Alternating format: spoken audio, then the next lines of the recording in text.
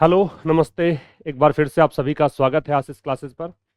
इस क्लास में हम लोग डिस्कस कर रहे हैं क्लोज टेस्ट और PQRS, ये दोनों चीज़ें। ठीक है।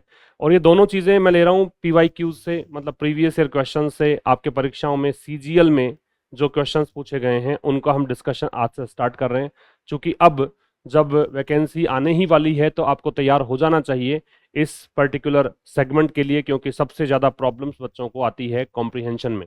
इसी को ध्यान में रखते हुए मैंने PYQs में सबसे पहले PQRS और क्लोज टेस्ट यहाँ पे स्टार्ट किया है। ठीक है, तो चलो स्टार्ट करते हैं। इसका PDF आप प्राप्त कर सकते हैं टेलीग्राम चैनल आशीष क्लासेस से। लिंक आपको डिस्क्रिप्शन में मिलेगा, और लिंक मिलेगा आशीष क्लासेस एप्लीकेशन का, जहां से आप डिफरेंट प्रकार के पेड कोर्सेज एक्सेस कर सकते हैं। एक SSC के लिए कोर्स दे रखा है आपको, SSC प्लस CDS, जहां पे पूरा कोर्स, ग्रामर भी, कॉम्प्रिहेंशन भी, वोकैबलरी भी साथ में आपको मिलती है। चलो स्टार्ट करते हैं। ये PQRS का मतलब सेंटेंस रीअरेंजमेंट का क्वेश्चन है। और जब भी मैं सेंटेंस रीअरेंजमेंट के क्वेश्चंस करवाता हूं, जब भी मैंने पहले भी करवाए हैं, उसका अप्रोच मैंने बताया है बड़ा आसान सा, कि आपको ऑप्शन से ही अप्रोच करना चाहिए। ठीक है, आपको ऑप्शन से चलना चाहिए। क्या दे रखा है? B, D, A और C। तो आप देख रहे हैं कि सारे ऑप्शन अलग अलग हैं, सारे ऑप्शन अलग अलग हैं। यहाँ पे एक B है, एक D है, एक A है, एक C है। एक बार मैं स्क्रीन से हट रहा हूं, खुद आप एक बार इसको पॉज करके वीडियो को, इसका आंसर निकालने की कोशिश करो। उसके बाद में मैं आपको बताता हूं कि कैसे इसका आंसर कर सकते हैं।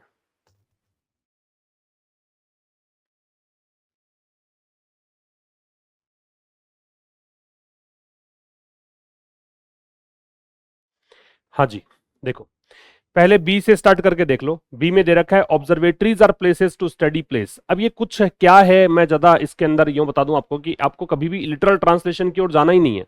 जब भी PQRS की बात हो, बस आप तो एक बार ये देखा करो कि भी कहां से स्टार्ट हो सकता है, कौन सा एक मैंडेटरी पेयर है, कौन सा एक अनिवार्य जोड़ा है जो जुड़ सकता है। ये सब कैलकुलेशन रखोगे तो आपका आंसर बड़ी आसानी से और जल्दी निकल जाएगा।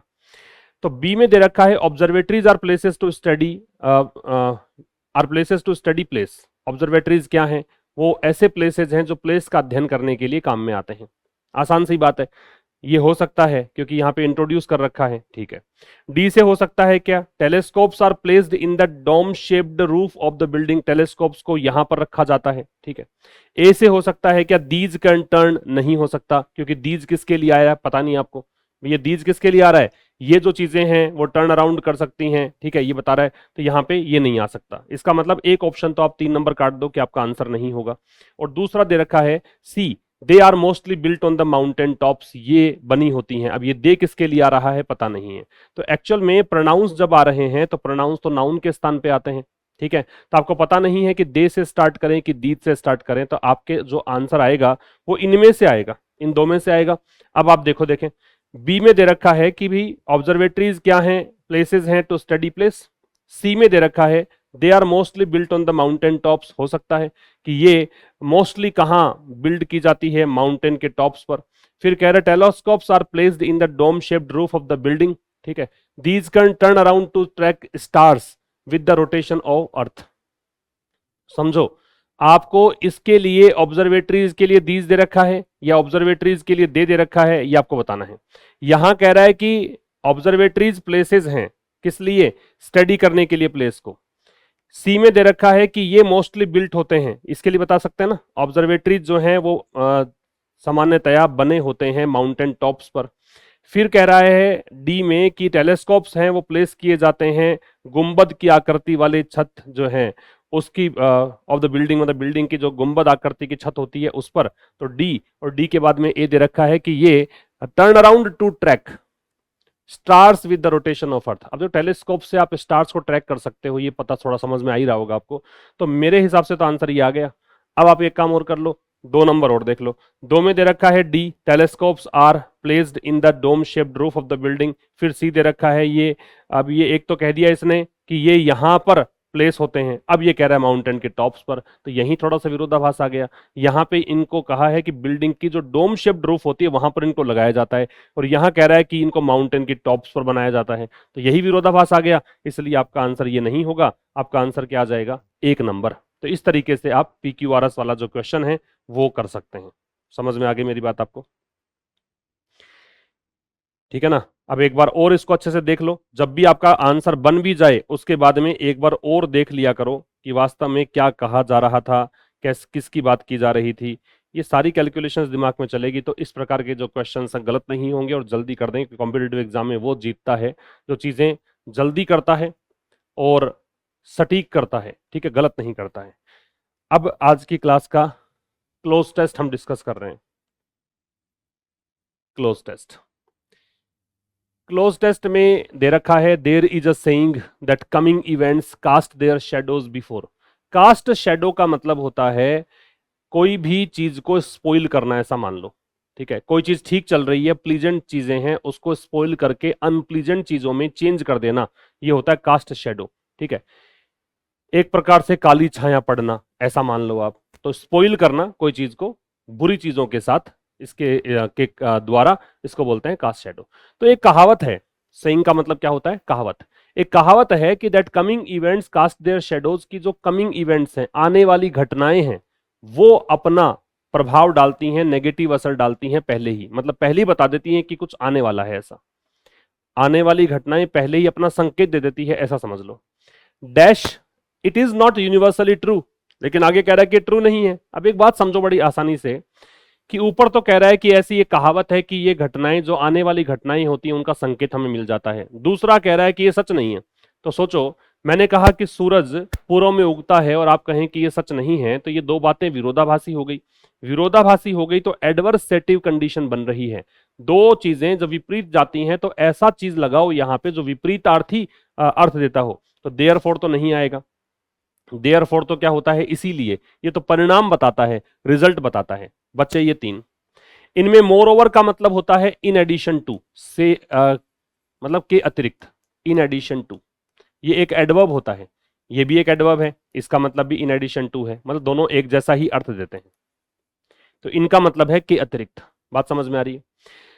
तो के अतिरिक्त आएगा नहीं, क्योंकि ये कुछ आगे बात बढ़ा नहीं रहा है। ये तो कह रहा है कि साहब आप जो पहला स्टेटमेंट बोल रहे हो उस स्टेटमेंट में खामी है, कुछ ना कुछ कमी है, ये हमेशा सच नहीं है। तो आप ये दोनों भी काट दो, ये भी काट दो, क्या बच गया? 4 नंबर। आंसर आएगा हाउएवर। हालांकि it is not universally true, हालांकि ये बिल्कुल सत्य नहीं है। Something can happen with in a second, कोई भी चीज जो है वो एक सेकंड में हो सकती है ना। एंड वन में नॉट डैश इट, और हो सकता है किसी व्यक्ति को इसका, भाई अब ये इसको समझा रहा है। कहा पहले कि आने वाली घटनाएं आपको पहले से ही बता देती हैं कि भाई क्या होने वाला है, पहले से ही उसका आभास हो जाता है, लेकिन ये सत्य नहीं है। आगे कह रहा है क्योंकि सत्य क्यों नहीं है कि भाई एक सेकंड में कोई चीज हो गई, पल भर में कोई चीज होगी और आपको पता ही नहीं चला, है ना। तो ऐसा ऑप्शन देखो, लीगलाइज। लीगलाइज का मतलब है किसी चीज को लीगल बनाना, टू मेक समथिंग लीगल, ठीक है, वैलिड करना। फोर सी का मतलब है पहले से देख पाना। ये एफ ओ आर ई है ना, ये बिफोर का मीनिंग देता है। F O R E, before में भी तो B E F O R E होता है, तो बिफोर का मीनिंग देता है फोर सी, पहले से देख लेना। रेसिंड का मतलब होता है रिवोक, ये क्रिया है, इसका मतलब रिवोक होता है। इसका मतलब नलीफाई होता है, कहने का मतलब रद्द करना, रद्द करने को बोलते हैं क्या? रेसिंट। और अफेक्ट का मतलब होता है प्रभावित करना। अफेक्ट का मतलब क्या है? प्रभावित करना। तो सोच के देखो क्या आएगा। लीगलाइज का तो कोई लेना देना है नहीं, है ना। ये तो ये कह रहा है कि भाई कमिंग इवेंट्स जो हैं उसका पहले से आभास हो जाता है, पहले से ही वो अपनी छाया मतलब भेज देते हैं, ऐसे मान लो। उसके बाद परछाई आ गई, फिर वो साक्षात रूप में खुद आ जाती हैं, पहले से आभास हो जाता है। दूसरे में कहा कि ये पूरी तरीके से सत्य नहीं है, विरोधाभासी बात करी। तीसरी बात इसने करी कि ये थोड़ा समझा रहा है आगे, कैसे ये कैसे सत्य नहीं है, क्योंकि भाई कई बार ऐसे देखने में आता है कि पल भर में ये काम हो गया और पता ही नहीं लगा। तो पता नहीं लगा मतलब पहले से आपको आभास नहीं हुआ, पहले से आप देख नहीं पाए, और पहले से देख पाने के लिए क्या है? 4C, ये आपका आंसर आएगा, ठीक है। आगे देखिएगा, आगे कह रहा है dash some instances show that predictions based on certain things have gone wrong. कुछ उदाहरणों ने यह दिखाया है, या कुछ उदाहरण ये बताते हैं कि जो भविष्यवाणियां हैं, जो अनेक साइंस पर, कई संकेतों पर निर्भर होती हैं, वो गलत हुई हैं। अब ये वही बात चला रहा है, उसी को आगे बढ़ा रहा है। भाई इसने कहा ना कि यूनिवर्सली ट्रू नहीं है कि आपको पहले से पता लग जाएगा, ये यूनिवर्सली ट्रू नहीं है कि आपको पहले से ही अंदाजा हो जाए कि साहब ऐसे ऐसे घटना घट सकती है। समझ रहे हो मेरी बात? इसका मतलब सीधा सीधा क्या हुआ कि यूनिवर्सली ट्रू नहीं है, तो ये एग्जाम्पल दिखा रहा है। कई एग्जाम्पल ऐसे बताते हैं कि भाई जो कई संकेत आपने पा लिए कि हाँ ऐसा होने वाला है और वो हुई नहीं है, गलत हुई है सिद्ध, इसका मतलब उसी को आगे बढ़ा रहा है, उसी को आगे बढ़ाओ। जब कोई ऐड ऑन करो चीजों को तो ऐसी चीज लगाओ जो ऐड ऑन करने वाली हो, और ऐड ऑन करने वाली चीज कौन सी है यहाँ पे, मोर ओवर, जिसका मतलब भी बताया मैंने कि इसकी वर्ड कैटेगरी तो होती है क्या, एडवर्ब, और इसका मतलब क्या हो गया, इन एडिशन टू। तो ये आपका आंसर आएगा, in addition to, right. However है वो विरोधाभासी है, कोई ऐसे चलेगा तो ये ऐसे चलेगा, उल्टा चलता है, इसकी दिशा यूं है तो इसकी दिशा यूं होगी, तो ये तो आएगा नहीं विरोधाभासी। तो ये भी विरोधाभासी है, नेवरदलेस। नेवरदलेस का मतलब होता है फिर भी, है ना, तथापि, इसका मतलब क्या होता है, तथापि, इसके बावजूद, फिर भी। ये है इलेटिव कंजंक्शन, इलेटिव का मतलब परिणाम बताने वाला कंजंक्शन है, तो ये नहीं आएगा। आपका आंसर क्या आ जाएगा, मोरओवर। और इससे भी ज्यादा, इससे भी आगे हमने जो बात करी है उसको और आगे समझाएं तो ऐसे समझा सकते हो। आगे आए, आगे कह रहा है, मैं आपको पूरी कहानी समझ में आ जाए, क्लोज टेस्ट में चीजें बड़ी क्लोज होती हैं, बड़ी थोड़ी सी ऐसे एक एक लाइन, एक एक चीज लिंक करते हुए चलोगे तो समझ में आएगा। पीपल जनरली से दैट, लोग सामान्यतया बोलते हैं, बताते हैं कि natural calamities can be predicted by observing the animals. Calamities का मतलब होता है आपदाएं, कैलेमिटीज का मतलब होता है कोई भी संकट कह सकते हो। तो लोग सामान्यतया ये कहते हैं कि नेचुरल कैलेमिटीज, जो प्राकृतिक आपदाएं हैं, उनको प्रेडिक्ट किया जा सकता है, कैसे, by observing the animals, animals को ऑब्जर्व करके। एनिमल्स को नोटिस करो आप, एनिमल्स संकेत देते हैं कि कहीं कुछ गलत घटना घट रही है, ये लोगों का कहना है जनरली। बट व्हाट, अब ये लेखक उसी को आगे बढ़ा रहा है। फिर देखो, लेखक तो एक ही बात पे अड़ी गए कि साहब ऐसा होता नहीं है, ये यूनिवर्सली ट्रू नहीं है, लोग कुछ भी कहे लेकिन हम तो मानने को तैयार नहीं है, तो उसी को आगे बढ़ा रहा है। लेकिन भाई अगर आप ये कह रहे हो कि एनिमल्स से आप ऑब्जर्व करके भी पता लगा सकते हो, तो तब क्या होगा जब एनिमल सफर कर रहे हो किसी डिजीज से। मान लो एनिमल को कोई बीमारी हो गई, ठीक है, और बीमारी के कारण वो मतलब कोई साइन दिखा नहीं पा रहा है कि भाई कोई इवेंट घटित होगा, तो क्या करोगे। हो सकता है कि वो एनिमल फेल हो जाएं to make peculiar sounds. Peculiar का मतलब होता है स्ट्रेंज, ये पिक्यूलियर एडजेक्टिव है, इसका मतलब होता है स्ट्रेंज। आपकी वोकैब भी बहुत शानदार होनी चाहिए एसएससी के दृष्टिकोण से, याद रखिएगा। पिक्यूलियर क्या बोलते हैं, पिक्यूलियर, पिक्यूलियर का मतलब क्या है, पिक्यूलियर का मतलब है बहुत ही क्या कह सकते हो, बहुत ही अद्भुत, ठीक है, इसको बोलते हैं क्या, पिक्यूलियर, ठीक है ना।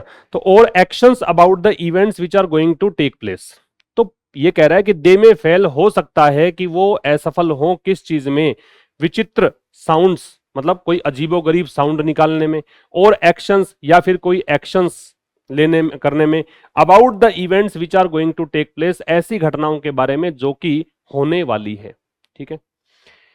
डैश मतलब ये इसने वही स्टिक है, लेखक अपना स्टैंड चेंज नहीं कर रहा है, लेखक तो साफ साफ ही कह रहा है कि साहब ऐसा होता नहीं है हर बार, लोग चाहे कुछ भी कहें, कहावतों में चाहे कुछ भी हो।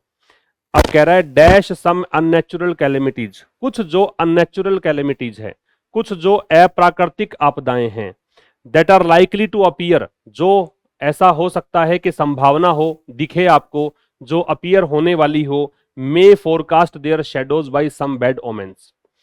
अब सुनो, यहां थोड़ा सा विपरीत बात आई है। अभी तक लेखक कह रहा था वो एक ही दिशा में बढ़ रहा था, अब देखो, सम अननेचुरल कैलेमिटीज, कुछ अप्राकृतिक आपदाएं, that are likely to appear, जो संभव है होनी, अपीयर होनी, मे फोरकास्ट देयर शेडोज, वो हो सकता है कि अपनी फोरकास्ट मतलब पूर्वानुमान बताए अपनी शेडोज का, by some bad omens, omens का मतलब होता है, बैड ओमेंस का मतलब अशुभ संकेतों के द्वारा, है ना। गुड ओमेन का मतलब शुभ होता है, बैड ओमेन का मतलब होता है अशुभ, तो अशुभ घटनाक्रमों के द्वारा हो सकता है कि ये कुछ ऐसा करे।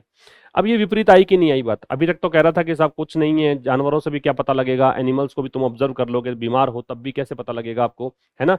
अभी तक तो स्टैंड क्लियर था, यहां चेंज हो गया कि कुछ अननेचुरल कैलेमिटीज हैं जो कि संभव होती हैं कि वो अपीयर हों, लाइकली टू अपीयर मतलब जिनकी संभावना है अपीयर होना, मे फोरकास्ट, वो अननेचुरल कैलेमिटीज हो सकता है कि फोरकास्ट करे अपने शेडोज का कुछ बैड ओमेंस के द्वारा। तो ये विपरीत बात यहां पे आ गई, और विपरीत आ गई तो मैं आपको बता दूं कि ये जो विकल्प एसएससी ने दिए थे, हालांकि एसएससी ने आपका सही आंसर यहां पे माना था बिसाइड्स, लेकिन इसमें कोई आंसर सही नहीं है।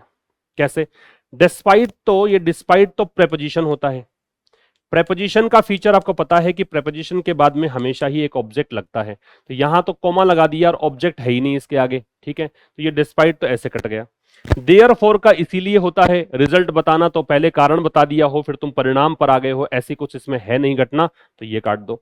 बचे दो, बिसाइड्स और सेकेंडली, ये दोनों ही ठीक है फिर तो, अगर तुम बिसाइड्स कर रहे हो तो सेकेंडली भी ठीक है।